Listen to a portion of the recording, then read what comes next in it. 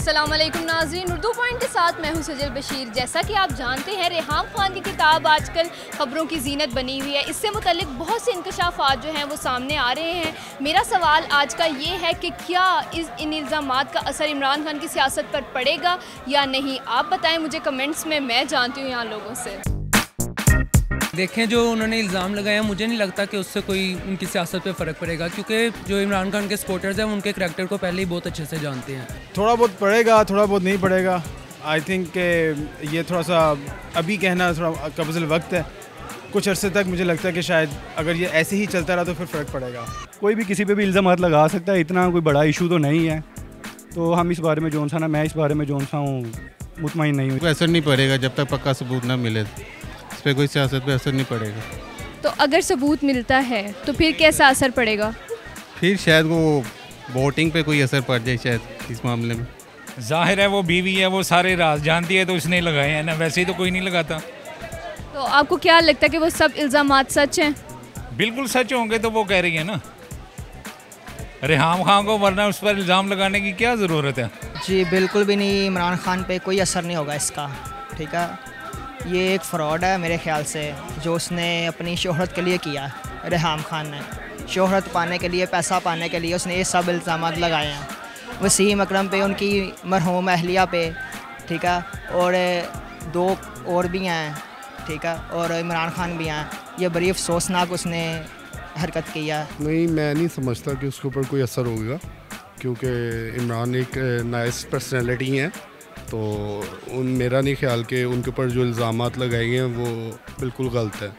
कोई तो बात है कि वो उनके एक्स वाइफ हैं, और एक्स वाइफ कोई ना कोई बात कर रही हैं, तो उनमें कुछ ना कुछ तो सच्चाई होगी। नो डाउट जिस तरह से उसका रिएक्शन दिया जा रहा है टीवी के ऊपर, वो झूठ भी हो सकता है, लेकिन कुछ ना कुछ तो सच्चाई होगी जिसकी वजह से इतना ज़्यादा रिएक्शन दिया जा रहा है टॉक शोज़ में। किसी को भी यानी कि डिग्रेड करने के लिए कोई भी कुछ किसी भी हद तक जा सकता है। तो इतना बड़ा इशू तो कोई नहीं है। और लोगों को वैसे भी पता है कि उसकी यानी कि रेपुटेशन के बारे में, नवाज़ शरीफ की और इमरान खान की, दोनों की रेपुटेशन के बारे में हर किसी को पता चल चुका है इस वक्त जो है। इंशाल्लाह ताला इस दफ़ा जो सा है तहरीक इंसाफ का जो सा पलड़ा भारी है। बीवी को तो खामद का पता होता है, तो इसका मतलब वो झूठ तो नहीं बोलेगी ना। जो उसने कहा है उसमें कोई सच्चाई तो होगी, तो कन्फर्म है उसकी सियासत में फ़र्क पड़ेगा। जो राज अंदर के हैं वो बीवी बाहर लाएगी तो होगा। आप किसको सपोर्ट करते हैं? वैसे पीटीआई को करती इमरान। तो अगर सबूत साबित हो गए तो फिर आप उसको करेंगे सपोर्ट या नहीं? फिर भी सपोर्ट करेंगे, क्यों नहीं करेंगे, फिर भी सपोर्ट करेंगे। वैसे नवाज शरीफ पे को भी तो लोग सपोर्ट कर रही है ना, उस पर भी तो इल्ज़ामात काफ़ी लगे ही है ना। मैं किसी को सपोर्ट नहीं करता, लेकिन ये जो इल्ज़ाम वाली बात है, इसमें मैं यही कहूँगा कि इमरान को ये बहुत बेतुके से इल्ज़ाम है।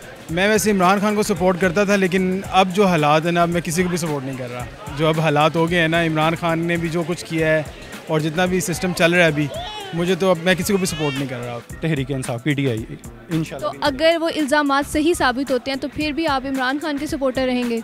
देखिए, अभी तक तो कुछ कंफर्म तो नहीं हो सका ना, अभी जब होगा फिर देखी जाएगी इंशाल्लाह ताला। मैं किसी को नहीं कर रहा। अब आप किसी को भी नहीं सपोर्ट करें? नहीं करेंगे। इसकी क्या वजह है? क्योंकि सारे हुक्मरान एक जैसे ही होते हैं। सब यही कह रहे हैं कि ये फ्रॉड है। ये साबित हो ही नहीं सकता, क्योंकि उसकी किताब पे भी मेरे ख्याल से बैन लग गया, और लंदन में भी उसके मेरे ख्याल से उसका ना केस चल रहा है, और इधर पाकिस्तान में भी उसके ऊपर केस हो गया। जी तो नाज़रीन, आपने जानी यहाँ लोगों की राय। मज़ीद वीडियोस देखने के लिए देखते रहिए उर्दू पॉइंट। तब तक के लिए मुझे इजाज़त दीजिए। अल्लाह हाफ़िज़।